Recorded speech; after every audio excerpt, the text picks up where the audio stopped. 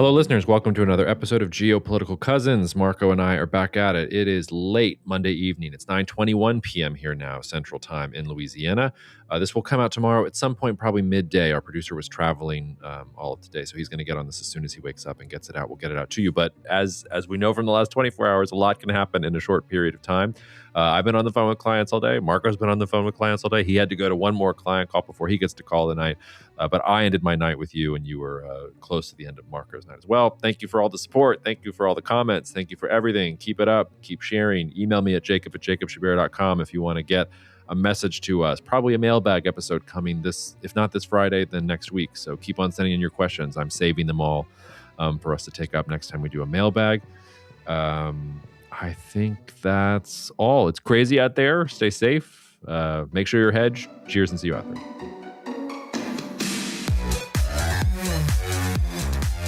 All right, cousin.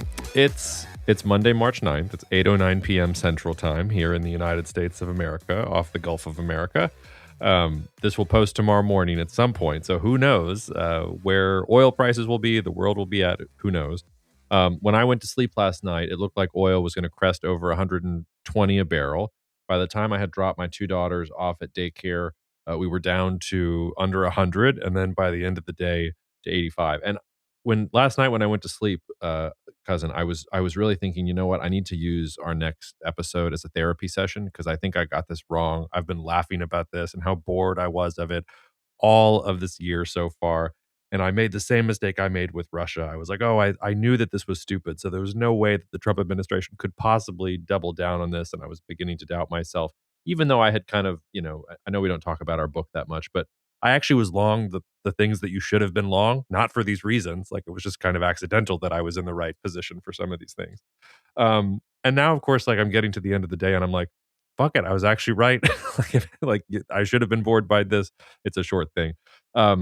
Last thing before I let you sort of take the first word here. Here are a smattering of things that Donald Trump has all said in the past 24 hours. Quote, the war will be a short-term excursion, end quote. Quote, the war will continue until the enemy is totally and decisively defeated, end quote.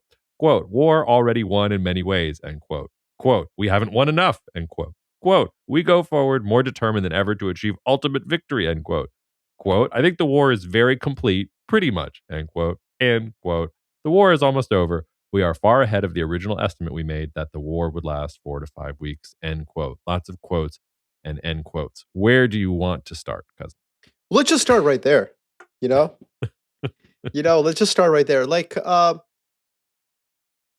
if you go into a restaurant and you're sitting there with your spouse, partner, wife, whatever, girlfriend, and you're like, I'm going to have the fish. All right, hon, that's cool. No, you know what? I think I'm going to go with 3 appetizers today. I'm going to just mix it up, No, I'm going to have the fish. No, you know what? Like, fuck it. Let's go do the steak. No, the 3 appetizers, though, I've seen it. Like, that's a cool thing to do. What am I getting at? What you know is that you don't know much about yourself at that moment, but you know that you don't really know what you're going to eat. It's flexible. And I think that's important to understand in this environment because it means that the war aims are not clear. They're malleable. That means that victory goals are malleable as well.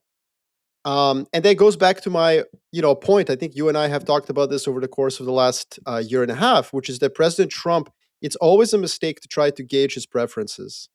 Mm-hmm. I think he's actually very much amenable to being forecasted through his constraints because he's the kind of guy walks into a bar and says, I don't know which one of these ladies I'm going home with. And I don't really care, but I'm going home with somebody. And so I think that that's kind of the way this is. George Soros, the famous, investor and foil of the right and the source of many conspiracy theories. But George Soros made a lot of money in his life betting on geopolitics, actually. He was the original geopolitical trader in many ways. And one of the, concepts that he brought to us is this concept of reflexivity. This idea that the markets, as they're being influenced by policymakers, basically end up influencing the real economy and the policymakers themselves. There's a reflexivity between the markets and the real world. So most people listening to this, they think that the market is something esoteric, like price of oil. What does that really mean? Even worse, derivatives. Oh my God. But the reality is that eventually a price of oil goes high enough, it becomes a strain on the economy. You get a recession, people lose their jobs. With President Trump, I think he's like reflexivity on steroids, in that I think honestly what happened today was he was like, okay, well, that went too far. And I did kind of beat up Iran quite a bit. And I have kind of, accomplished all the goals I set out. So let me say it's over. And then boom, we had the day in the green. All prices fall. He's like, maybe I have a little bit more runway. Let's So I'm not saying that's what happened today, but it almost felt like it. Like after he sort of pivoted towards de-escalation, the market ends up rallying, oil prices fall to 85, and he's like, well, maybe I got a couple of more days in before this because gets out of hand. literally 2 hours later, Aaron Burnett is on CNN saying, we've got word that they're planning maybe some operation to go secure the enriched uranium. Like I've got the Chappelle Show skit with the yellow cake like running around in my head. So like we're back to ground troops now. Don't drop the yellow cake, man. Pray to God you don't drop the yellow cake. Yeah. Well, either way, but what, like stepping above everything, I just want to say everyone who's listening to this and who's like a Trump fan or a MAGA fan and is telling me there is some 5D chess going on. No, there isn't. When the president of the United States of America is that, let's use a generous term, that open mercurial. Mercurial is the word. Mercurial. Okay. Yeah. Not tied to a set of war aims. When he's that malleable, I mean, that just tells you that, yeah, this is not something that he walked into with a high conviction. If you are hungry and you want steak, you walk into a restaurant, you tell your wife, listen, I don't care what you're ordering, I'm ordering steak. All right, that's where we're going tonight. And President Trump is going through the menu and being like, man, maybe we do this, maybe we do that. We'll see. Yeah. Breaking news here on the podcast. Here's a latest tweet from our president. Quote, if Iran does anything that stops the flow of oil within the Strait of Hormuz, they will be hit by the United States of America 20 times harder than they have been hit thus far. Additionally, we will take out easily destroyable targets that will make it virtually impossible for Iran to ever be built back as a nation again. Death, fire, and fury will rain upon them, but I hope and pray that it does not happen. This is a gift from the United States of America to China and all of those nations that heavily use the Hormuz Strait. Hopefully, it is a gesture that will be greatly appreciated. Thank you for your attention to this matter. Cousin, my first thought here is, we've reached the fire and fury part of the negotiating tactic. Fury, yeah. That was right. That's what he did with North Korea right before he was having the cheeseburger with Kim. So maybe we're in range. Maybe we're good. Maybe we're not good. 20 times harder. I don't know. Well, I mean, me personally, I would find that comment is healthy, actually, from a geopolitical perspective, from an economic perspective. What would be unhealthy if President Trump said the opposite? Something like, we here in the United States of America have all the oil we need. We're not going to secure the Strait of Hormuz. Many countries have been riding on our security guarantees. And if they want to deal with Iran and the security of flow of energy, they can deal with it themselves.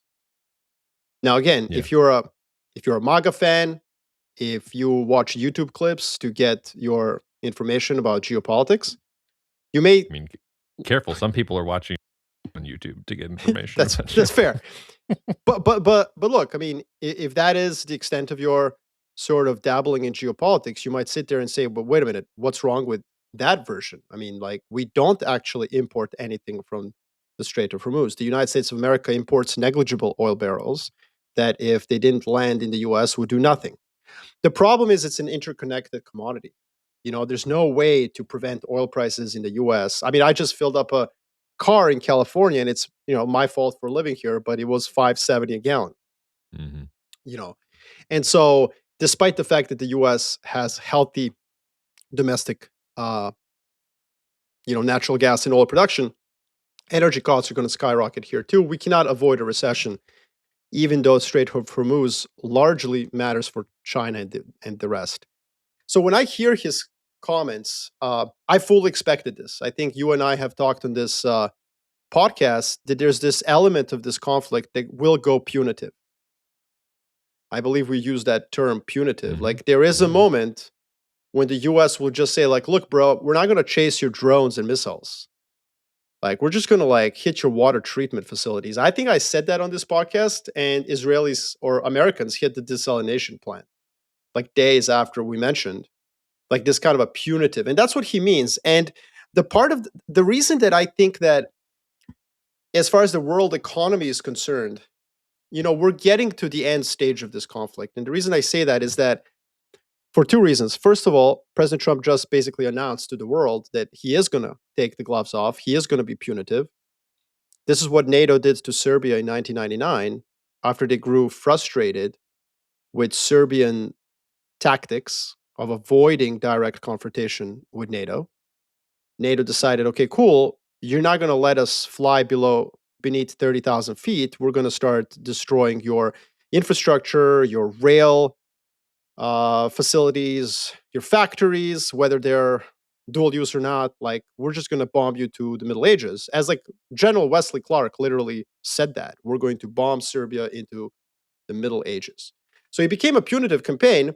And Serbs, my countrymen, we withstood 2 extra months of that because what's up? Let's go. You know, um, but the truth is that it was like Wesley Clark and Bill Clinton. Like it wasn't Donald Trump. And Wesley Clark, well, that statement was kind of harsh. Taking Serbia to Middle Ages. He wasn't saying I'm going to rain death, fire, and fury. Yes, and he certainly wasn't. So it's 10. I was playing a game with myself. How long would it take me to say crystal meth Rumsfeld? It's not crystal meth Rumsfeld, which is I forget who said this on Twitter, who described Pete Hegseth this way. But really, like you've really done me a huge favor there. Literally perfect.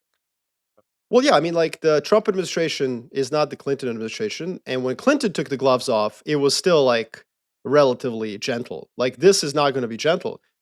And so that's the first reason. Like President Trump has to say that, by the way, for all of you who are sitting there and being like, well, that's really mean. It's like, yes, but it's better to signal to Iran that the US is about to start committing gross violations of humanitarian law so that Yeah, I they mean, know. arguably already have, but I hear you. Already, But that's actually that I think that's a good segue because we spent the first 11 minutes talking about Trump and psychoanalyzing him. But really, this comes down to Iran. And in yeah. some ways, the most surprising thing that happened, I mean, I will say the oil spike and then collapse was pretty surprising. But the appointment of Mojtaba Khamenei as the supreme leader, I don't know about you, that stopped me in my tracks. I was making fun Interesting. of people on Twitter literally 48 hours ago, being like, there's no way. That's not going to happen. Like, the whole point of the Islamic Revolution was to get rid of the hereditary monarchy. There is no way they're going to do this. And apparently they did it. I mean, Mujtaba also has not been seen. There were reports that he was injured, that maybe he had an amputation as a result of the injury. Trump has already said that this is not going to work. I'm not going to replace a Khamenei with a Khamenei. The dude is not long for this world. Maybe this is the Iranian regime. Like, I can sort of get into the religious calculus there. It's like, well, because the supreme leader was martyred, it's not actually hereditary monarchy. You're actually just replacing him with his son because he was taken out prematurely, and they're probably going to take out the son too. So this way we buy a few extra days, and the real supreme leader who's going to emerge is not actually going to be a threat. And in the meantime, we can still I feel mess like you have around in this the in your Strait of Hormuz. garage. This is in your garage with like cloth, like rope Oh, connecting what? I'm definitely starting to get into my rust and coal phase of analysis here. Like I'm thinking deep thoughts at night, and is there some kind of supernatural thing involved here? And what does it all mean? And is time just a flat circle? Because time is a flat circle. Yeah. Anyway, I was surprised by that. But the other, I mean, the other question is how long can Iran stay in the fight? And Yeah, I don't let's feel talk like I about have that. I don't feel like I have good info here because some people are saying, the missiles are slowing down, the interceptors are going to be gone, they're going to be dead soon. And then I look at Iranian security analysts and they're like, no, they're still hitting Israel and they're still hitting critical sites in the Gulf and places like this. Like they're still popping off. Um, Well, we and have sort the of data. everything in between. By the way, We'll go for it. like yeah, so we have the data. My team and I are monitoring it for our clients. This was reported by Bloomberg today, by the way, and this is one of the reasons that oil prices did start falling even before President Trump said what he said. March 9th, which is a Monday, was a surprisingly low volume attack. So Missiles really have collapsed since day one of this conflict. The drone barrages have been steady at about 160 drones per day across the Gulf. On March 9th, for some reason, even the drone attacks have fallen. And here, I want to just say one thing. I think I've been very wrong on this one particular analogy. I think Kosovo and Serbia 1999 is a great analogy. This is what's coming for Iran. I don't think they can stand this, Jacob. I don't. I don't think they're religious zealots. I think they're corrupt, rich kleptocrats. Like, I don't think that these guys actually believe in anything. Okay. Like, so the Treasury Department under Scott Bessent has sanctioned uh, Khomeini's son. He apparently has like wired $300 million through crypto. Like, look, listen, it could be Western propaganda I'm just spewing. Maybe I'm just repeating CIA psyops, but like, come on, like, don't tell me these Iranian dudes are like actually committed zealots. They don't seem like it. So yeah, when a B-52 bomber starts flying over your head, and why is it important that the Americans are using B-52 bombers? Basically a piece of junk that's 70 years old. Why is it important? Because it was designed for carpet bombing and it is completely and utterly indefensible. That's like embarrassing. When you cannot protect yourself from a B-52, it means that you are like a dog on its back hoping for a belly rub. And that's what Iran is right now. So that's the first issue I want to say. The punitive stuff is going to get ugly. And these guys, I don't think, have a stomach for it because I don't think they actually want to meet the Mahdi. The second point is I think I've been wrong by using a different analogy. So the Serbia punitive analogy is right. What's wrong is the Houthis. You know, one of the things I kept repeating on our podcast, Jacob, is like, look, man, there's an asymmetry of technology. Iran cannot defend itself, but it can threaten the Strait of Hormuz. But what if the Houthi example is wrong? So I looked at some numbers on this. Hmm. In 2024, the United States and United Kingdom conducted something like between 70 and 100 airstrikes on the Houthis in all of 2024, which confirms a sneaking suspicion I had even back in 23, for which I'm sure you disagree with me at the time because you really care about supply chains. But I think that the Red Sea is completely fucking irrelevant. Like, completely and utterly irrelevant as a seaway because it's not a choke point. And the truth is, we survived. And you know what? The numbers reflect my point. America and the United Kingdom just simply did not really take any serious effort. So I don't think that I've been right by using the Houthi example where they shut down the Red Sea for 3 years. I just think no one cared, Jacob. I think everyone was like, fuck it, we'll go around Africa. It's fine. And so that's the difference. I do think that there's something different this time around. And I think that that difference is that the United States and Israel are absolutely taking it seriously. They're now using the heavy machinery, the slow 70-year-old behemoths designed to carpet bomb like Soviet cities, you know? Hmm. And they're now using that against Iran. Man, we never did that against the Houthis. God bless them. You know, I kind of always have a soft spot for the Houthis. You know, they're out there fighting the good fight. You know, they're just awesome. You know, chewing cud, just shooting rockets. And I think the US and the UK were just like, yeah, whatever, fine. You know, like let the crazy Greek shippers go through the Red Sea, whatever. Now it's real. And I think that the level of pain that the US has imposed on Iran is being reflected in the data, which suggests that the drone attacks have slowed down. Yeah, I hear you. I think you're right that the Red Sea. And by the way, I do believe the U.S. has used. Oh no, no, no, you're right. The U.S. only used B-2 bombers rather than B-52s to strike the Houthis. So there you go. Um, but no, I think you're right in the sense that the Red Sea was not existential. And this is, I mean, kind of a funny point. It was already not existential because it's not a choke point like the Strait of Hormuz is. There isn't 20% of oil coming out through this choke point. Now, it is a heavily trafficked trade route.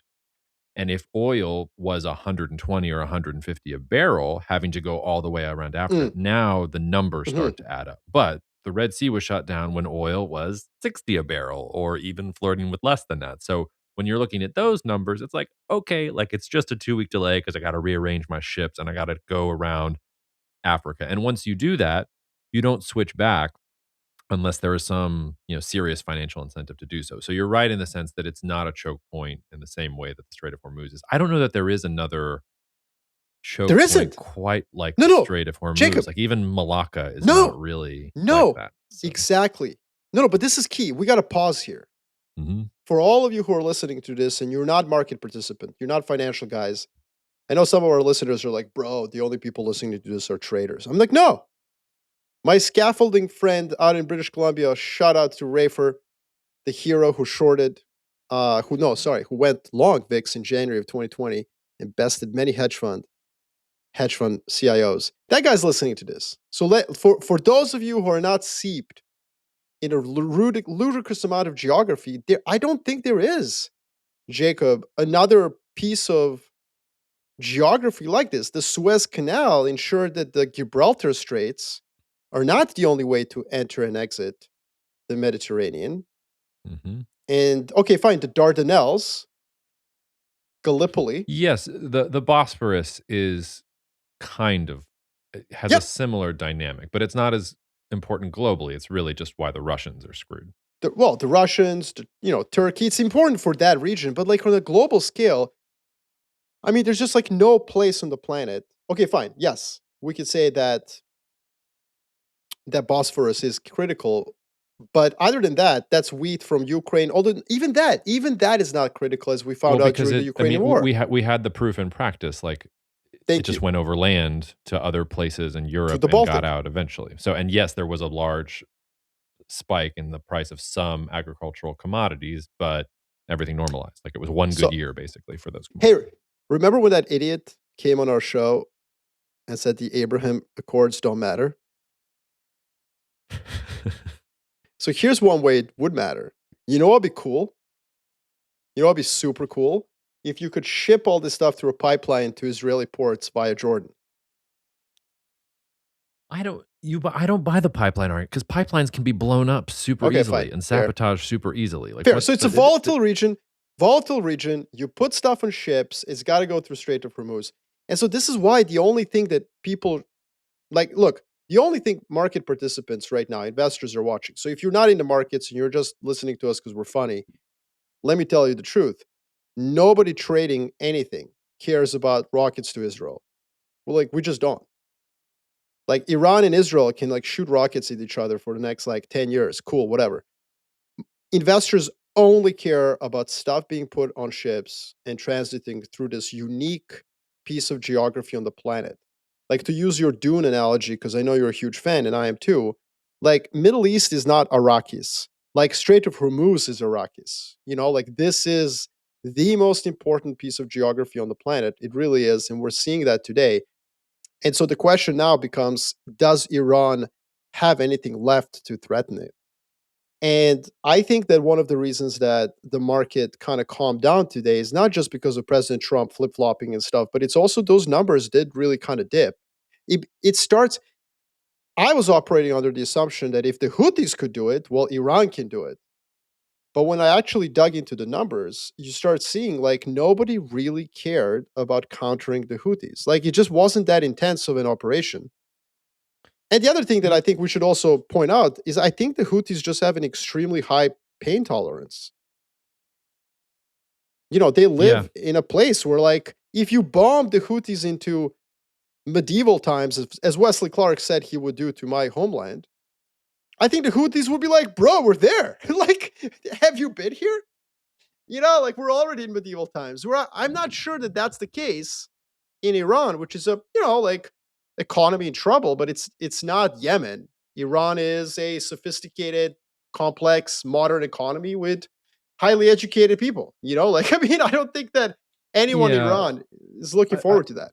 I think there's two things to say here. The first is and President Trump is making this mistake, and many American presidents have made this mistake. I mean, I could almost like when Trump was listing off, oh, we destroyed their Navy and we destroyed their Air Force and we've destroyed this and we destroyed that. I mean, I was like, yeah, and go back to the briefings with Westmoreland about Vietnam. And yes, we Mm. destroyed this much and we destroyed this many things and they're decimated and we decimated them and we obliterated them and the kill rates are amazing and the ratios are wonderful. And like, it's all true and it doesn't matter.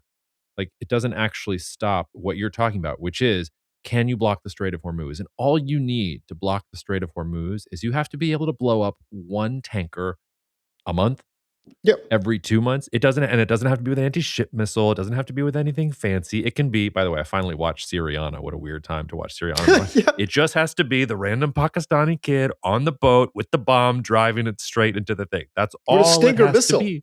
which I don't even And think let's would say, work. and But by the way, let's say you B-52 it. Forget Wisconsin. It's going to be a Houston parking lot. It's going to be terrible. Okay, then the only thing that's going to be left is people like the Houthis, sand people from Yes. Star Wars, who are like, our entire existence is But just, let me we're going to counter. take pot shots into the strait, and can we get one of them? So like it doesn't actually fix the problem with the Strait of Hormuz, you know? Let me counter for just a second. Please. Like, if the goal is regime change, I think your Vietnam example historically is just correct. Like, Iran will fight. It will fight the America on the beaches. It will fight it in the villages, in the streets, and so on. I get it. But the issue is that if this is just, look, we wanted to set you back 10 years on your missiles and your nuclear, and now we're done, which is kind of what President Trump was signaling today. Why would you continue to threaten the Strait of Hormuz? And you might say, well, because you want to make sure that the Americans never try this again. Don't flirt with regime change with us. We sit astride the Strait of Hormuz, which is fair.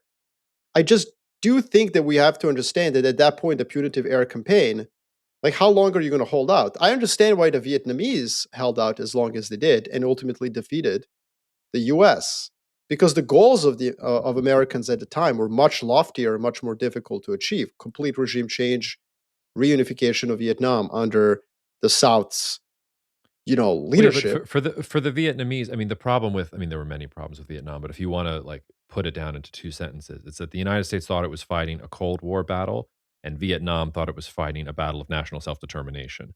And I Yeah. think, and this goes back, I've said this a few times on the podcast. Back in January, I think there was a wedge here. If President Trump had pushed the button then, that maybe you would have gotten this. With the protests, But you right mean? now, like the folks who would have protested are dead. Their skulls have been crushed. And just look at what's happened over the last couple of days. You've had the White House make statements about the territorial integrity of Iran, like suffering. Like maybe the Azeris are going to come in, or maybe the Kurds are going to come in. So you've got that going on in the Iranian mind, which that will take them back to Russia and the British and the Great Game and everybody taking things from them. So you're rallying around the flag there.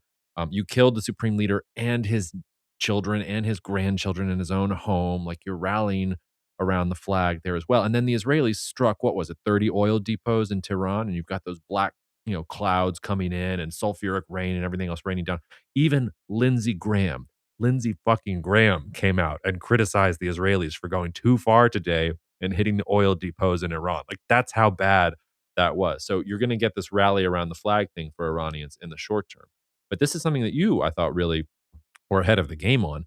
Once President Trump pulls back and once this is over, and then the rally around the flag effect goes away, and then Iranians have to look at each other and say, well, who is responsible, who is accountable, who will pay for this strategy that put us in this position against them?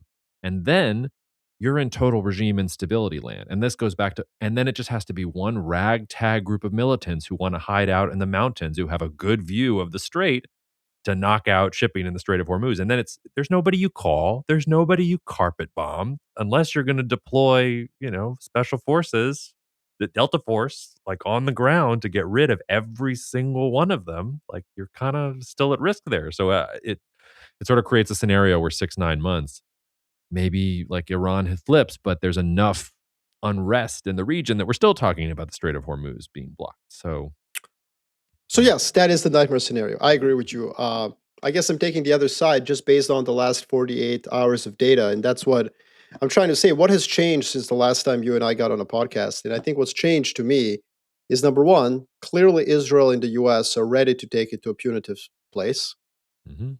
which is very painful for Iran, especially to withstand that 6-9 months. And the second is just the pace of the drones has dropped off beneath that 160 a day, which is surprising. Now, your point is like, well, it doesn't matter. They don't have to hit Dubai and Abu Dhabi and Qatar. They just need to hit a ship. Um, and my point is like, yes, but that has to be connected to the first point, which is the punitive point. Once the Yeah. B-52s start flying above your, like, the reason the B-2s don't matter, when you use B-2s, they're stealth bombers. You use them because you're still afraid of the people you're bombing in some way, shape, or form. They're super advanced, but America uses them because it still respects its opponent. When the US pulls out the B-52s, it's like, it's just, they're just like laughing at you now. They're using like the tight end as the running back. They're just like, ha, you can't stop us at all. Like, and that's going to get very painful, and that's why President Trump is saying what he's saying. Overall, let me just put it this way. Going back to President Trump and his preferences, uh, I think we, I think you've nailed the risk on the Iran side. I agree with you. I just think after watching everything today, both his real commitment to the security of the Strait of Hormuz, which, by the way, is tripling down on establishment American foreign policy. Hmm.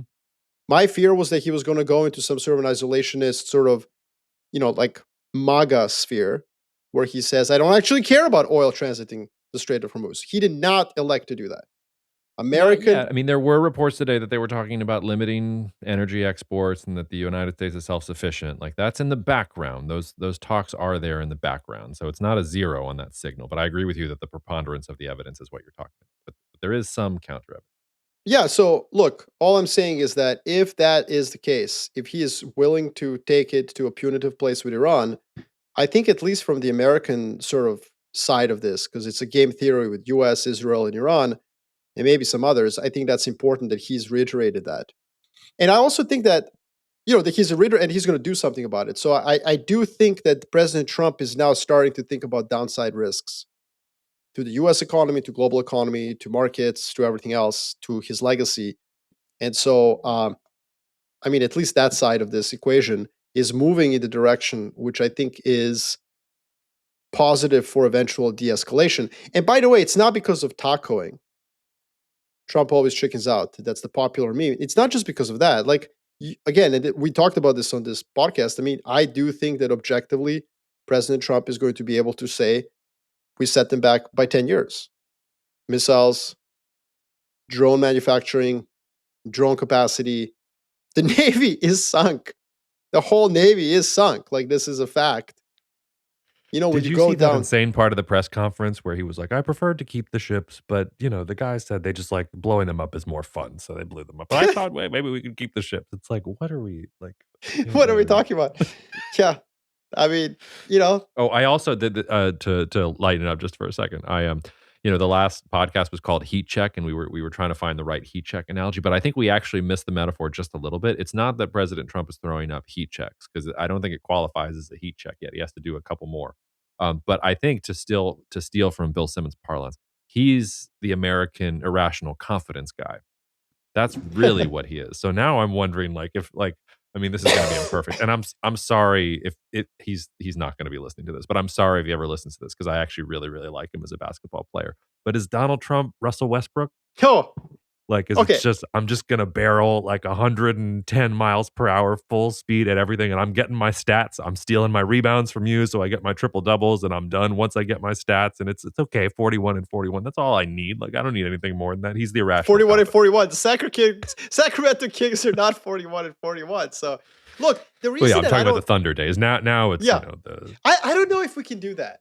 I don't know if we can do that, Jacob, because irrational confidence is a guy who comes off the bench, and it is correlated with heat checks because they are that guy, right? So, like, yeah, but it's they're not always hot. Like you put the irrational confidence guy in, and some days he has it, and some days he doesn't have it, and you got no, to you know pull what? him out really fast. I don't know if that applies. It's just like because the U.S. is too powerful to be the irrationally confident guy.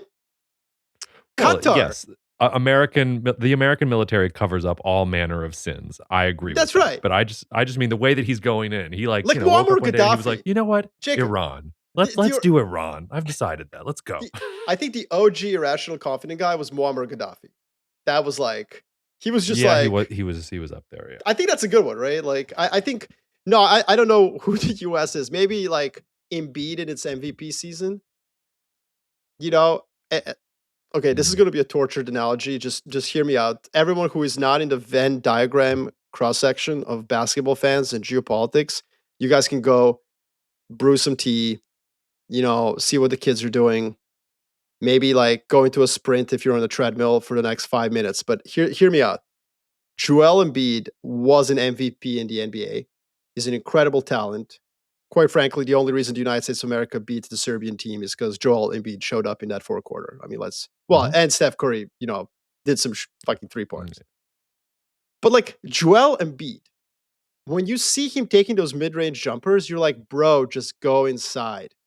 And this is like, I think what Trump is actually, it's like for the last 25 years, since 1999, which was an incredible military engagement where the United States of America was like, yeah, we don't want to fight Serbs hand to hand. Like, hell no. We're just going to bomb them from 30,000 feet. And then, for some reason, the next 25 years, the United States of America is like, you know what we need to do? We need to engage some ground troops. We need to build Iraqis' indoor plumbing. Our Marines have to go door to door and ask Iraqi families if they need air conditioning. Like, what the hell? So you have this example in 1999 where the United States, this is how you should play the game of geopolitics. Hey, Joel, you're 7'1", go inside and maybe learn how to do a baby hook. And then for 25 years, the United States of America is that guy, that 7'1" chiseled demigod who's like, now I'm going to do a fadeaway from the baseline. Well, Why? well, hold But on. why? Joel Embiid was never a chiseled demigod. Like there were all those reports about how he was eating like 3 milkshakes and 4 Big Macs a Okay, day, like going into okay. that season or whatever. You extended this analogy towards the fact that we're in a multipolar world and the US is not a chiseled demigod. Nonetheless, the point I'm getting at is that for 25 years, the US played the sport of geopolitics in a wrong way. Why commit yourself to rebuilding nations? Why commit all these resources to, like nation building? Why not just do what you did in college in 1999 when you beat the crap out of that one country in the middle of nowhere?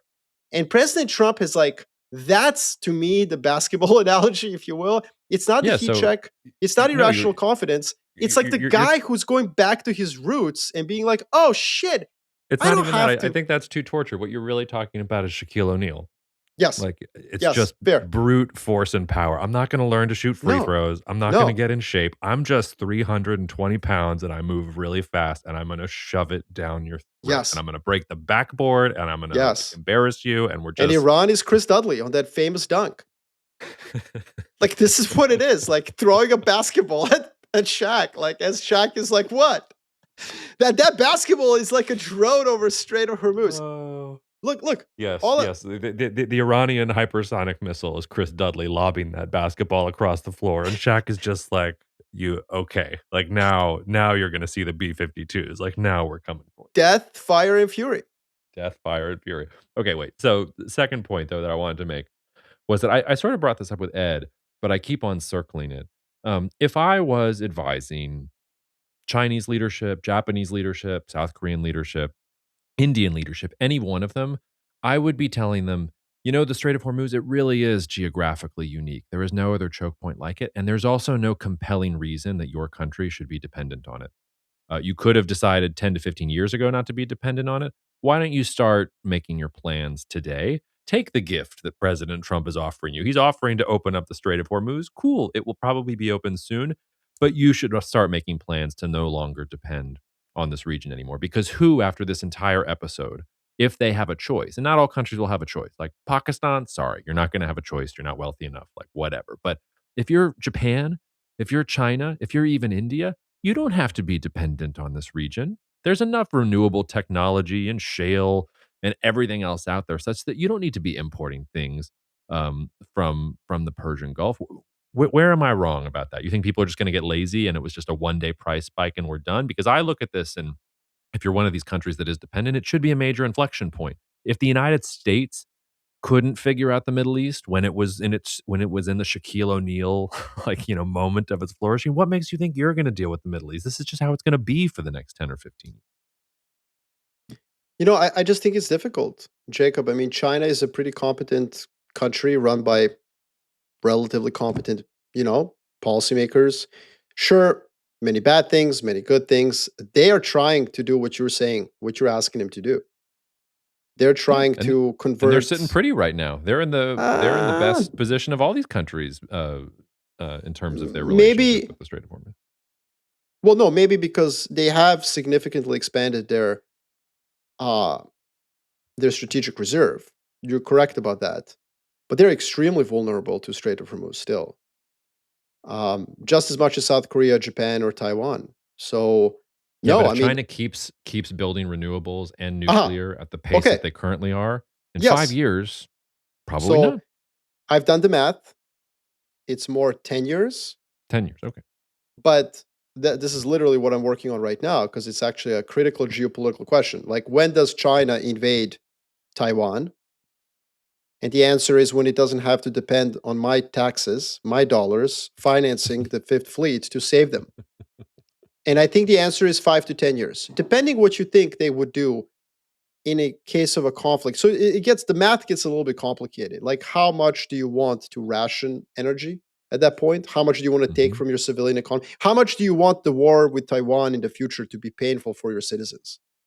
If you want it to be an excursion, as President Trump has called this adventure, if you want it to be a special military operation, as Putin has called the intervention in Ukraine, then China probably needs 10 more years. And so the reason I say this, Jacob, is that you're correct, but it's difficult. It is difficult to wean oneself off of oil. And everybody listening here who's like, well, just go to EVs, electric vehicles. It's actually, that's only 30% of global use of oil. And there's many forms of transportation, particularly sea transportation and freight and air freight, which will never ever be weaned off of gasoline unless we discovered some portable fusion reactors.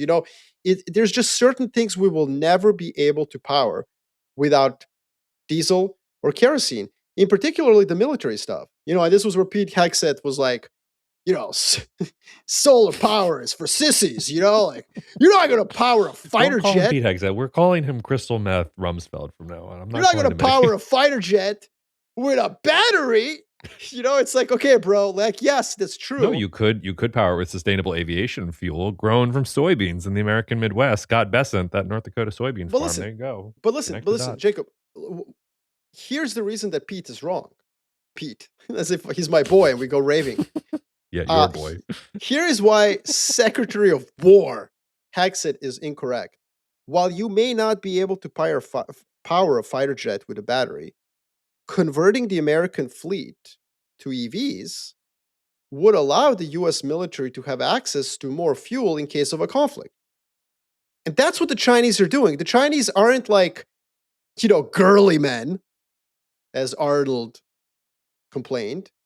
They are headfirst plunging into the EV transition so that they one day can save the kerosene and the diesel for their military if so required. This is not about climate change. I mean, it is about efficiency, it is about exports. They do want to have great products. I'm not saying it's just about national security, but they are doing what you're saying they should do. It's China, right? As you said, it's not Pakistan, it's China, and it's taking a very long time. It's not such an easy transition. I don't think it's because of lack of desire. Sorry, my microphone fell. I think it's just difficult. It's complicated. It takes time. It's also the part of the metaphor where the Dune metaphor actually goes away, because when Frank Herbert wrote Dune, there really was only oil, and there really was only Middle Eastern oil. Like, the United States was beginning to falter in terms of oil production. We didn't have shale and everything else. Um, so like there's a one-to-one relationship between the spice and between oil, and there's no substitute in the Dune universe for the spice. My point is, in 2026, there is substitutes for the spice. Fair. Like, the Dune books actually don't make sense in 2026 because the Harkonnens can be like, "Oh shit, you're going to blow up Arrakis? That's cool. We're going to go with geothermal on our shitty planet over here. Like, we'll be fine. We'll figure something else out. Like, we'll go." I mean, I guess you need spice for bending space, but still, like, there's no longer a one-to-one relationship where oil is the be all end all irreplaceable commodity. There's more of it than there's ever been before. you can get more of it by using new technologies, or you can embrace other technologies and not be so completely dependent on it. So almost that, I mean, I don't want to say that Dune is not perfect because I want to use Dune in every single analysis that we do, but like it starts to break down a little bit because it's now a choice. It's no longer the necessity or the reality. You're right. The book was written in 1965. I just checked. That's pre-North Sea oil as well. That's pretty much everything other than the U.S. production. So you're right. I mean, I do think we're in a different situation, and I do think that there are certain things, however, that we will always need oil for. And here is where I would say we will never be in a world where we don't need the Middle East.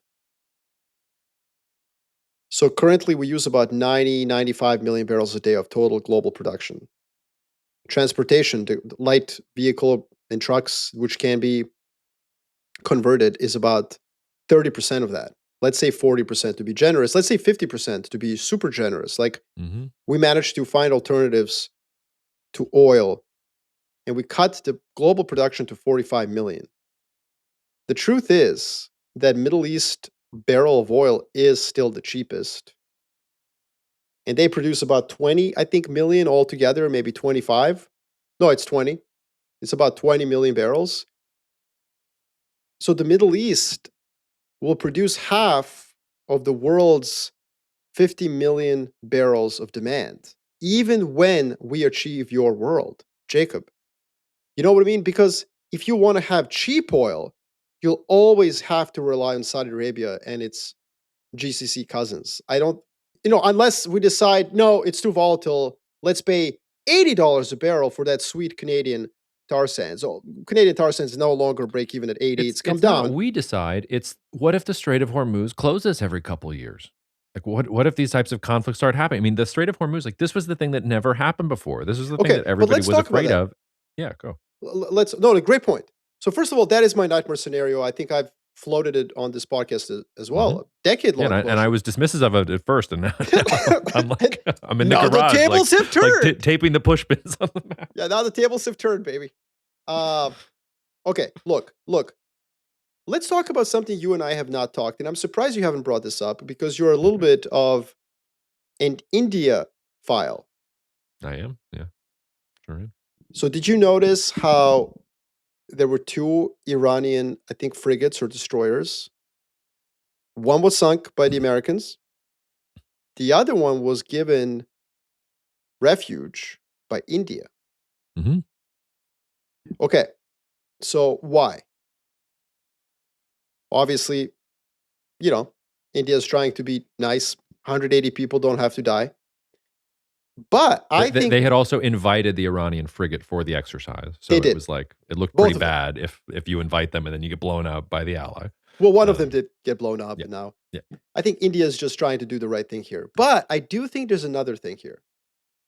I think that behind the scenes, Jacob, there's immense pressure on Iran to stop doing what they're doing. And once President Trump backs off from regime change, this is why regime change is so important and why your point that they can still send drones one every month. Yes, they can. You're right. But to what end and for what cost? If President Trump tells you, I'm done, I don't care about regime change, and you're like, fuck you, we're still going to throw a drone, you're going to first and foremost have to face those B-52s that will carpet bomb you. But second of all, China and India, which are Iran's allies. I mean, India is, not maybe, I think it's too strong to say it. Partner. Yeah, partner. But I think both India and China have considerable leverage on Iran. They do buy its oil, and India's move with the ship, I think, was designed to kind of also continue to have a way to talk to Tehran as a friend. And I think that both India and China are going to put immense pressure on Iran because we're not in the future that you are asking them to bring forward. You're asking them to bring forward this world where you don't need Strait of Hormuz, but we're not there yet. And you're talking about India and China, which combined are 2.5 billion people. Very powerful countries, nuclear powers, and they're probably right now telling Iran, like, look, man, I know you're hurting. I know it was a sucker punch by the US and Israel in a bar fight. But let's buy you a beer. Okay, maybe bad example. Let's buy you a saffron tea. You just calm down, cool down, and like, don't fight the Americans on this one. We'll help you on X, Y, and Z. Yeah. Okay. Well, I'm glad you brought up India. So there's two things here. First of all, China and India, unlike the Europeans, can go buy Russian oil. And I'll Mm. just quote President Putin said this today. Yeah, I know, I love it. If I know. if European companies and European buyers suddenly decide to reorient themselves, that's good, Vladimir, themselves, and provide us with long-term sustainable cooperation, free from political pressures, then yes, we've never refused it. We're ready to work with Europeans too. He's not going to work with Europeans. The Europeans are not going to work with him. The Indians and the Russians can replace Yep. Middle East oil because Well, they can get it from Russia. I'm not I saying it's disagree with that. perfect, but we can get into that. The second part, though, this is a Yeah. question because I don't have an answer, and I think I brought it up as an anomaly on the podcast. Um, the week before all of this started, Narendra Modi was in Israel, and Mm. he and Netanyahu were having a positively gushing bromance. I mean, it was hot and heavy. There is no way that India didn't know what was coming, I think. And I don't know the answer to this question. What did India know? When did it know? What does it think about this? What does Modi think about all this? Is this some kind of Hindu, Judeo Christian alignment against the Muslims in the long run? Was this just Modi got a heads up and he That's was like, deep. guys, this is happening. I guess we should call the Russians or we should do something or we should start working on, whatever else. Or we have a little bit of extra time, but that's all we have. I'm really confused about what India's role is and all that. And it goes back to the hornet's nest that you kicked up when you said that no, countries don't need to import anything from Israel. India is one of those countries that wants to import some of that fancy defense technology and things like that. But it can't just be all about that. Like Israel doesn't have enough to make India decide to turn their backs not just on Iran, but on the Gulf states and everybody else. So I think you're right. I think it's a huge open question and it's super important. And I don't know. I don't know the answer to the question. I don't know where India is in all of this, honestly. Well, I think India and China are together in the same boat, along with South Korea and Taiwan and Japan and the entire Indo-Pacific region. In that, hey, we actually do need that 20 million barrels a day that transits through the Strait. 15 actually, because Saudi Arabia can divert 5 million via pipeline to the Red Sea. Look, the math doesn't square up, and what I mean by that, I suspect, I don't have knowledge here, so I'm speaking blindly, but I suspect there's a lot of floating oil, Russian shadow fleet, as they call it. It's out there somewhere, and that oil is just sitting on ships. Yeah. That oil is the oil that India and China can now buy. But that is oil that was already pumped and then just stored on a ship. Russia has like maybe 300,000 extra barrels a day of production it can send somewhere. Its oil is already being bought. There is just no way to replace Strait of Hormuz. I mean, you're talking like, yeah, there's just nobody. And when at one point the White House, I think it was the spokeswoman, when she said like, "Well, we got Venezuela coming online." Like, Not girl, helpful. like, what are you talking about? There is no way to replace the stuff that transits through the Strait of Hormuz. Now, there's stock of supply, and this is what listeners have to understand. There's a difference between stock and flow. Yes, if the flow gets interrupted for like 3 months, we've got plenty of stock squirreled around the cushions of the global proverbial couch where we can be like, oh shit, look at this candy bar. We can just eat that. There is a lot of that around the world in floating storage, in strategic reserves. But if that flow gets interrupted for longer than like a month, month and a half, like Jacob, there's just no way to replace it. That's just way too much for everyone. Well, And and I that's, mean, also to underscore your point, I mean, and that's for oil. There is not stock of fertilizer. There is not yep. necessarily stock of LNGs, and that's where these other commodities like really LNG start is to a worry great me. point. And this is where I think what we're going to see more countries do is what we saw France. So I don't know if you know this. I read it somewhere. I got to confirm it. But in 1987, the Soviets were also trying to demine the Strait of Hormuz. Hmm. The US and the Soviets collaborated together in demining the Strait of Hormuz. We have France sending an aircraft carrier and two Mistral helicopter carriers. There was just a lot of like Europe hating over the last couple of weeks. Like, oh, look at them. They're going to write a letter. It's like, well, first of all, they didn't start the war. What do you want Europe to fucking do? But France is sending a nuclear powered aircraft carrier and two Mistral. helicopter carriers, which are the most advanced helicopter carriers in the world. Did So you see no, that Macron was on the aircraft carrier today? He came and gave it a special visit. yeah. So For like people. this is 8 ships in total that France is sending. It's not 47 that America has, but it's not zero. So it's 20% of what America is sending. That's pretty large for France. What I'm getting at is that if we get into the scenario you're describing, Jacob, where for some odd reason the Iranians do want to meet their maker and do want to meet the B 52 and do want to continue to threaten the Strait of Hormuz, I don't think that only the US Navy is going to be involved. I do think that what you're going to actually see in this crazy multipolar world is a true, like, international coalition, which, by the way, we saw off the coast of Somalia. We saw off the coast of Red Sea. And it's not just going to be France. France is the first one because I've always said France actually does have global power projection capabilities. People make fun of France, which is fine. Continue to make fun of them, but they do have a nuclear powered aircraft carrier, which means they can throw 40 Rafales outside of your city in a matter of weeks. Like that's kind of like just them and China, and then of course US. I think China's going to get involved. Absolutely. In fact, one of the things that I would expect to see come out of the summit that's coming up in 3 weeks between Xi and Trump is that she's going to say, like, hey, bro, okay, I heard you. Do you want me to participate in this operation to ensure that shipping is secured?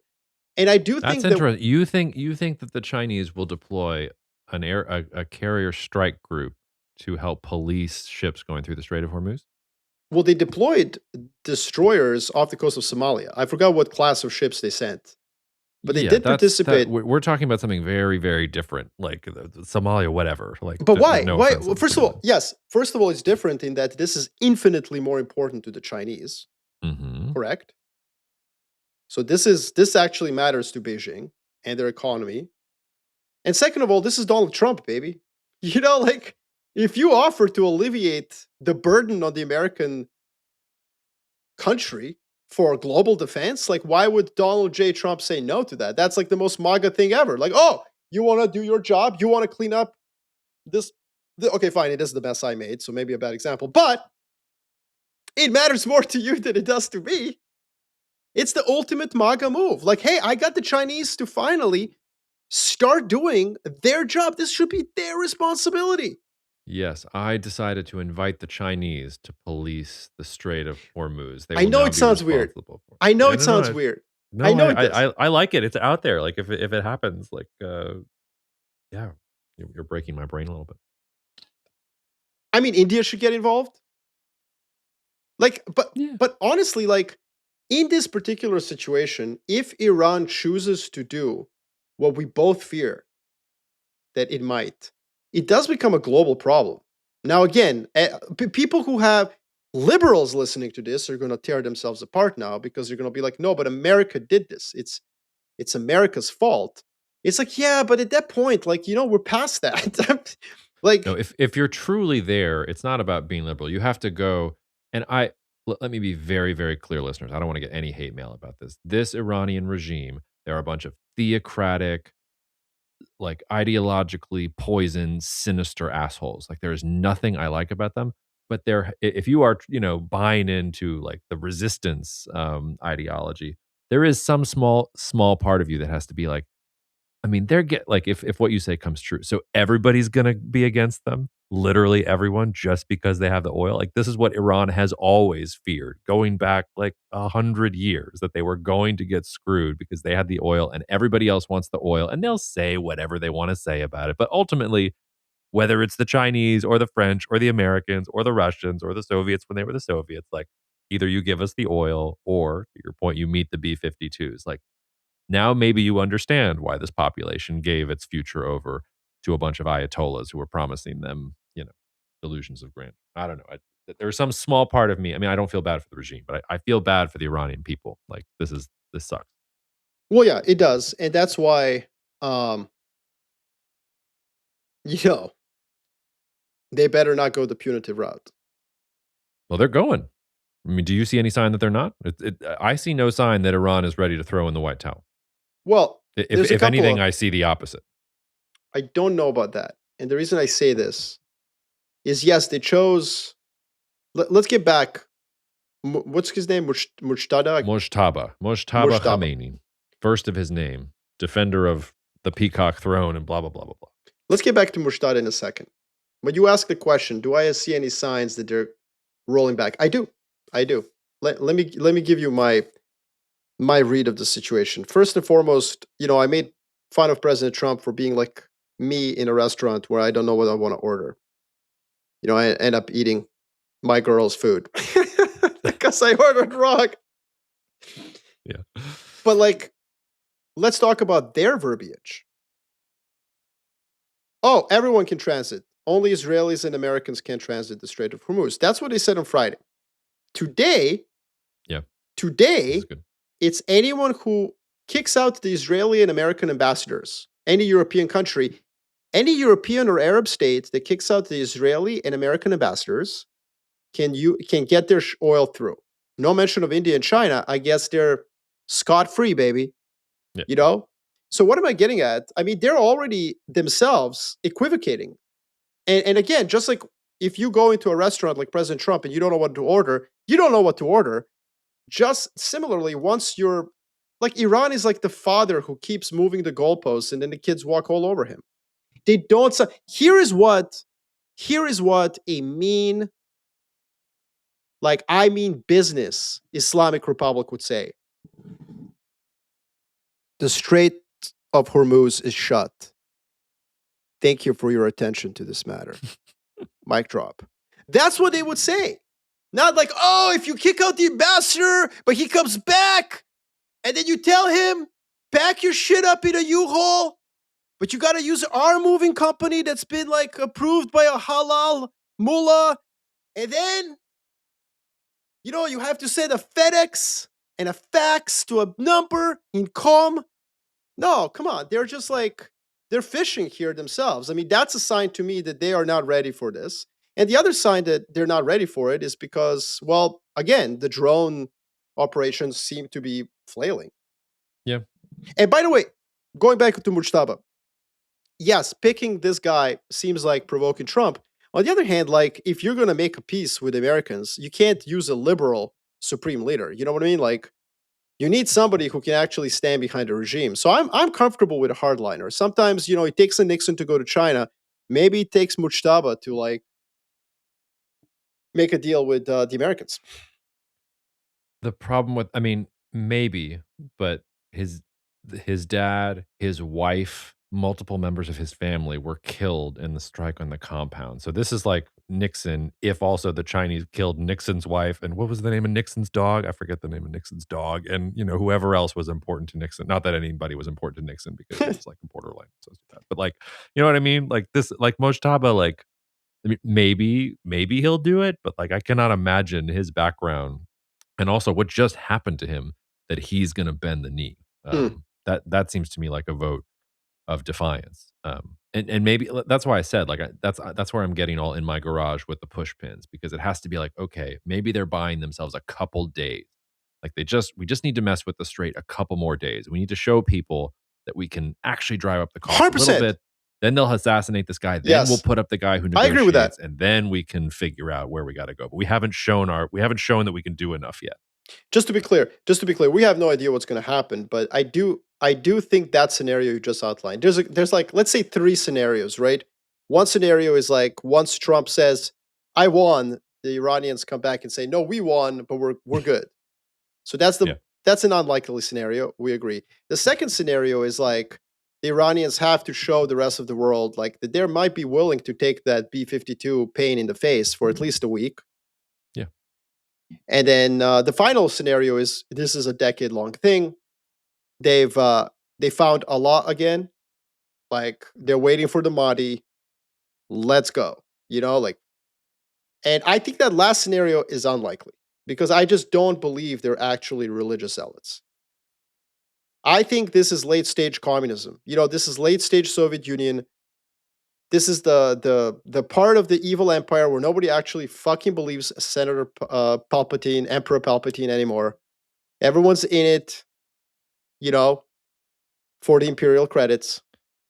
I think you're right about the regime, but like this is also it's classic. It's almost like the tropes of Shia Islam are repeating themselves because then it becomes more than just about Iran itself. Like the Shia rank and file in Iraq, in Bahrain, in the oil producing regions, in Saudi Arabia. So let's talk Like, about that.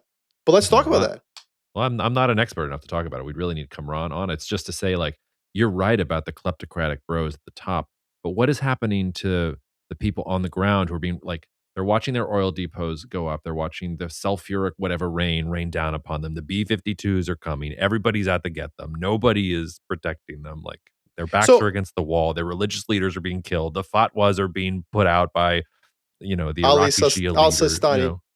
Yeah, so There's a Ali Al Sistani is considered the greatest Shia cleric. He yeah. did put out the fatwa. That happened, I Like what think. what if the Shia are the Fremen to bring it really back to like But okay, fine. Let's see what happens. There was a great Reuters article at the beginning of this conflict about how Iraqi militias are kind of quiet. And one of my favorite lines in this was the best Reuters reporting over the last week. One of the lines there was like they were talking to some Shia militia guy, like he works for the militia. He was like, look, you got to understand, our politicians are now kind of wealthy. Their kids are all in the West studying and getting good healthcare. Like they're not in it. They're not in it for the life anymore, man. They don't want the smoke. And so far, I got to say, Jacob, it seems prescient. It's a weekend. The Iraqis have been kind of quiet. The Iraqi Shias, which I always thought was the biggest risk. Why is Iraq the biggest risk? Because it actually creates a land bridge between Saudi Arabia and Iran, a land bridge of risk. If suddenly Iran gets involved in some shape, way, or form, the problem then becomes that threatens Saudi Arabia. I think the problem for the Iranians, however, is that if they were banking on Iraqi Shias getting involved, they should have remembered this is a country that's had to deal with 23 years of basically sectarian war.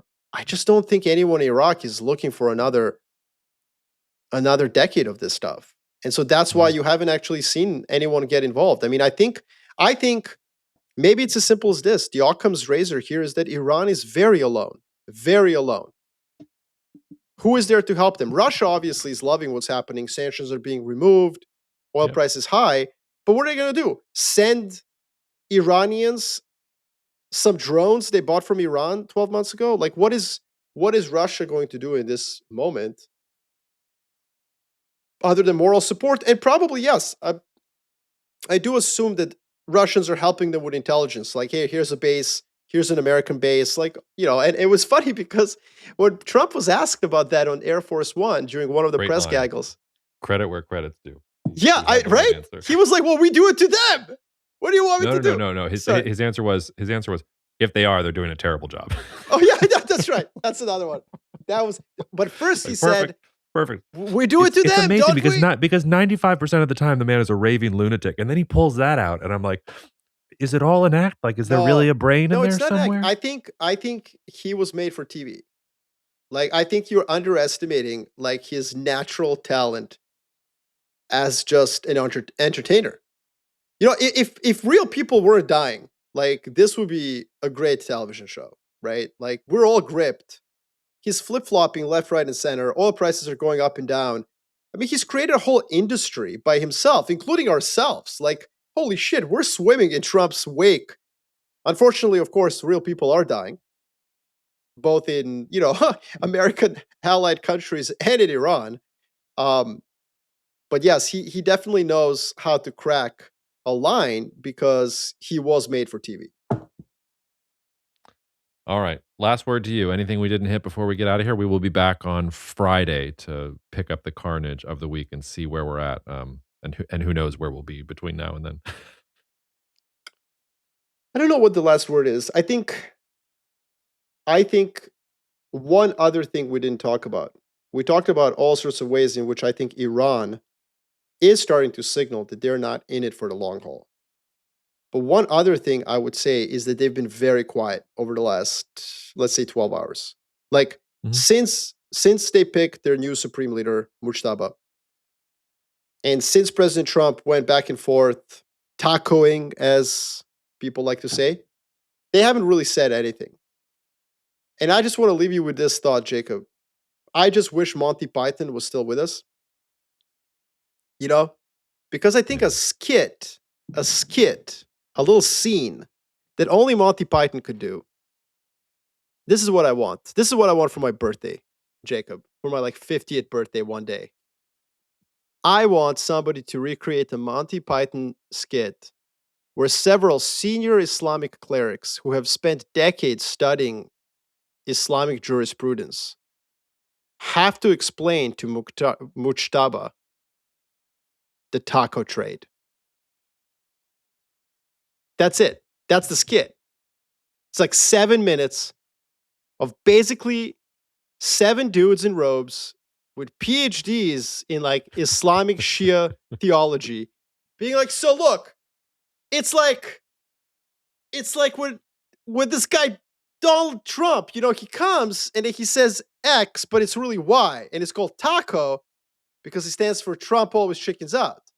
And Mujtaba goes, okay, Well, but no, why and then is they it? also have to say, and this is not to be confused with Mexican tacos, which is where they take something like a pita and they put something like some of our food into it and put some sauce on it. So it's a play on words. So they really have to go there too before they can. No, it's just a whole thing, right? Or He's like, some upstart like young cleric is like, I'm very sure that taco is not what you're saying. It's really a Mexican delicacy that involves all of these like non halal no. foods. I saw it on X. This guy Jacob Shapiro, yes, a Jew, but listen, he's got a good X stream. Let me tell you, I follow him closely. You know what I mean? And listen, I mean that would be a great Monty Python skit. I'll tell you that. Well, I mean, some of them are still alive, so somehow we need to get John Cleese. John Cleese to listen to this podcast. John, if you're out there, I grew up on Monty Python in former Yugoslavia. It was I basically learned English that way. So you know what I mean? Like those guys are legends, and we need more of that kind of humor. Okay. Well, we'll leave it at that. And listeners, we'll see you on Friday. Assuming something crazy doesn't happen before then, we'll emergency it up if we have to. But otherwise, we'll see you Friday.